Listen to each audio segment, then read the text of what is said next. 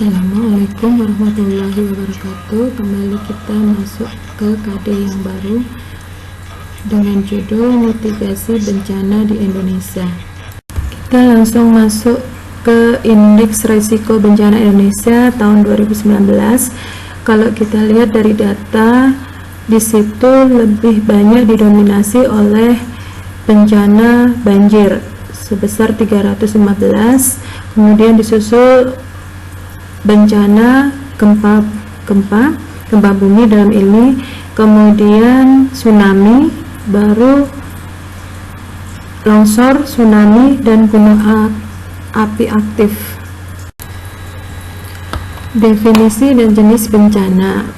Definisi dari bencana adalah peristiwa atau rangkaian yang mengancam dan mengganggu kehidupan masyarakat yang disebabkan oleh faktor alam maupun non-alam, baik juga disebabkan karena manusia, sehingga menimbulkan korban jiwa manusia, kerusakan lingkungan, kerugian harta benda, dan dampak psikologis menurut Undang-Undang Nomor 24 Tahun 2007.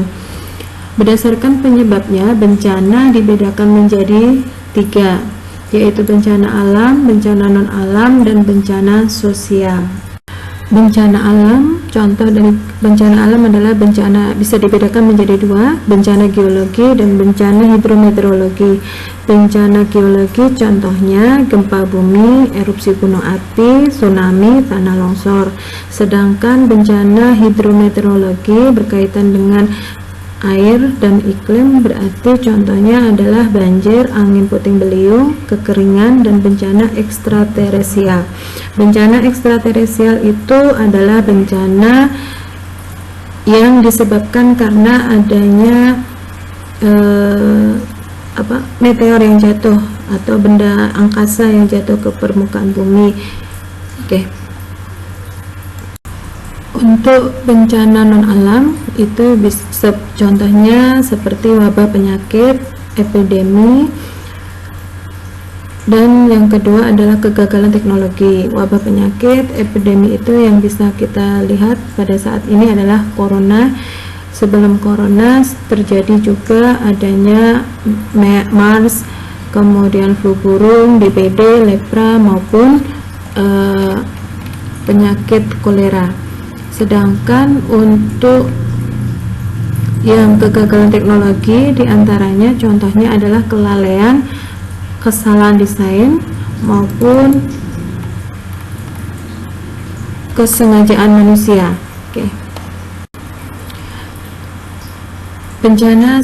Bencana yang ketiga adalah bencana sosial.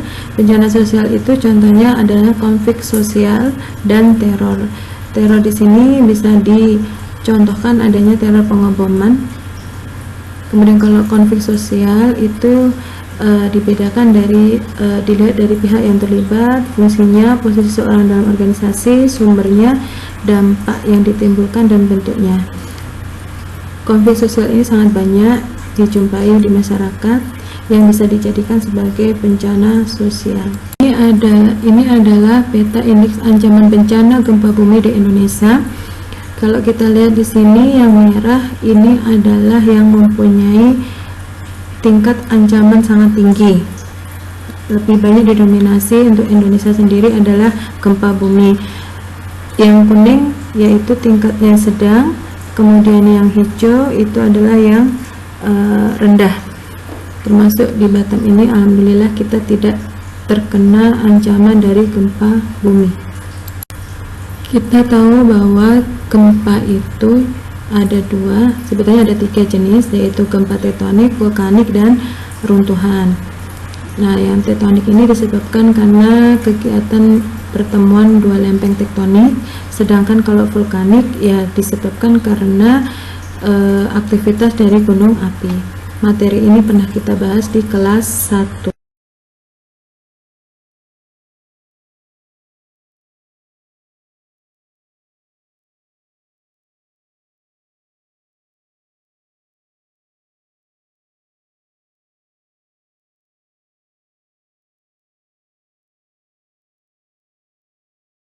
bumi. Di antaranya yang pertama, kita harus memahami apakah daerah tempat tinggal kita merupakan daerah rawan bencana gempa bumi. Kemudian yang kedua, seandainya tinggal di daerah rawan gempa, alangkah bijaksananya jika membuat konstruksi bangunan rumah atau perkantoran yang tahan gempa. Yang ketiga, kenali berbagai langkah yang dapat dilakukan pada saat terjadi gempa, dilihat dari posisi atau tempat kita berada pada saat terjadi gempa. Yang terakhir adalah memantau perkembangan gempa melalui sumber yang dapat dipercaya.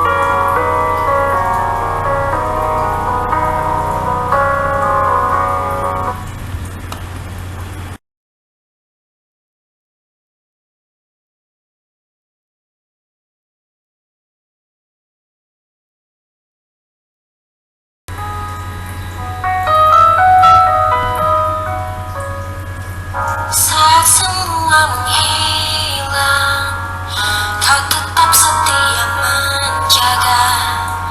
Kau berkorban tanpa suara demi senyum yang lain. Saat semua tertidur, kau terjaga sepanjang waktu. Melupakan lelah